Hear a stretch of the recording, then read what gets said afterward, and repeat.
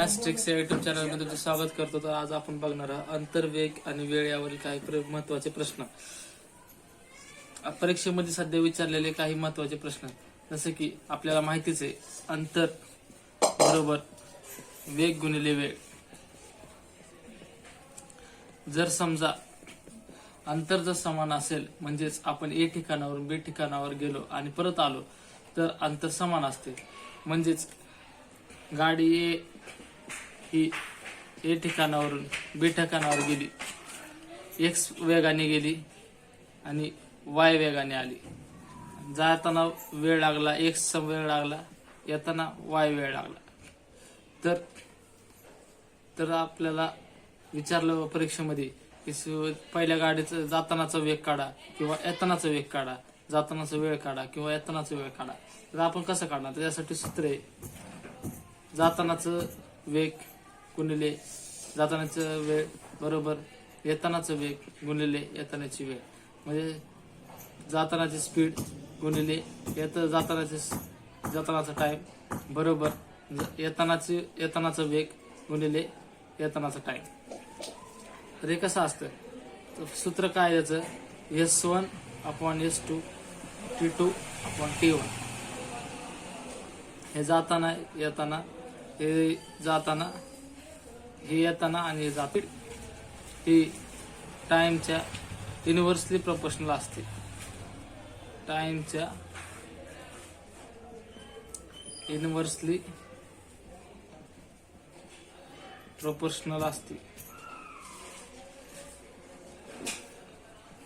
म्हणजे व्युत्क्रमानुपाती असते. म्हणजे टाइम जर स्पीड जर 2:3 असेल तर टाइम हे 3:2 असेल. म्हणजे जाताना जर स्पीड 2 असली, स्पीड जर कमी असेल तर टाइम जास्त लागणार, टाइम जर स्पीड जर जास्त असेल तर टाइम कमी लागणार. म्हणजे तुमचा जर वेग 60 किलोमीटर असेल तर तुम्हाला टाइम 2 तास लागतो. तर 120 किलोमीटर गेल्यावर तर तुम्ही 1 तासात पोहोचता. म्हणजे जेवढा कमी वेग तेवढा वेळ जास्त, जेवढा वेग जास्त तेवढा वेळ कमी. तर ह्याच्यावर आपण पुढचे प्रश्न बघणार आहोत. आता आपण या उदाहरणावरून समजू. श्यामला एका घरापासून ऑफिस पर्यंत निश्चित अंतर पार करण्यासाठी 40 मिनिटं वेळ लागतो. जर त्याचा वेग परत येते वेळेस वेगाच्या 2/3 होतो तर त्याला येताना लागणारा वेळ किती? प्रश्न असा आहे, त्याला येताना लागणारा वेळ किती? जर त्याचा वेग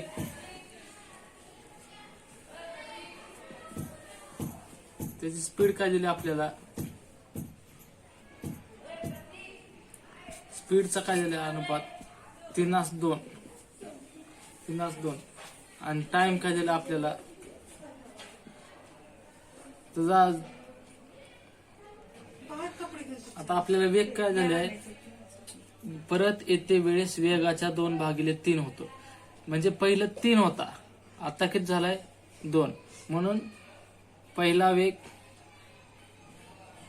आणि दुसरा वेग. पहिल्यांदा वेग 3 होता, आता 2 झालाय. पहिल्या वेगाच्या 2/3 होतो, 3 वरनं 2 झाला. तर टाइम काय दिलाय आपलं? मग सूत्र होतं speed is inversely proportional to time. व्युत्क्रमानुपाती आहे. वेग हे वेळेच्या व्युत्क्रमानुपाती आहे.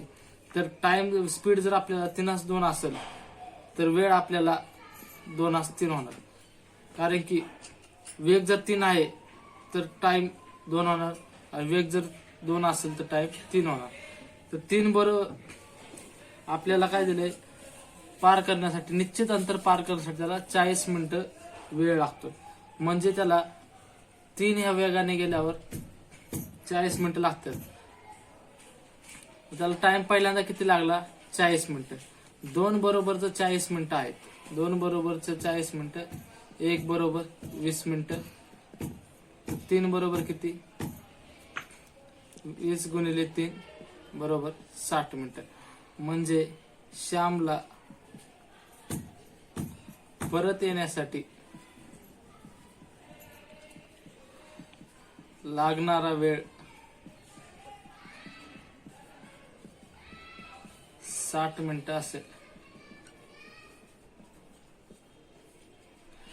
टाइम स्पीड इथं टाइमच्या इनव्हर्सली प्रोपोर्शनल असतो, म्हणजे टाइम सुद्धा स्पीडच्या इनव्हर्सली प्रोपोर्शनल असतो. तर स्पीड 3:2 असेल तर टाइम हे 2:3 होणार. इथं काय दिलं तर आपल्याला जातानाचा वेग, म्हणून जाताना लागणारा वेळ 2 बरोबर जर 40 असेल तर 3 बरोबर 60 असणार. आता पुढचा प्रश्न असा आहे की जर ए बी सी यांचा वेग क्रमशः 20 किलोमीटर, 40 किलोमीटर, 60 किलोमीटर आहे, तर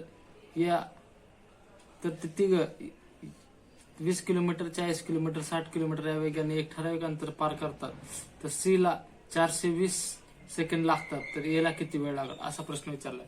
तर आपल्याला काय दिलंय, ए चा वेग, बी चा वेग आणि सी चा वेग. ए चा वेग किती 20 किलोमीटर, बी चा वेग 40 किलोमीटर आणि सी चा वेग आहे 60 किलोमीटर. हे झालं वेगांचं रेशो झालाय, अनुपात झाला. तर त्यांना विचारलंय की त्यांनी सी ला 420 सेकंड लागतात, तर ए ला किती वेळ लागेल. आता वेगाचा अनुपात दिलाय 20, 40, 60, म्हणजे आपण ह्याला जर अजून सोप्या पद्धतीने लिहिलं तर 1, 2, 3, तर टोटल डिस्टन्स किती आलं 1, 2, 3, 1 + 2 + 3 बरोबर 6. तर 6 डिस्टन्स पार करायला याला किती वेळ लागेल, 6/1 बरोबर टाइमचा रेशो काढतोय आपण, 6/1 बरोबर 6.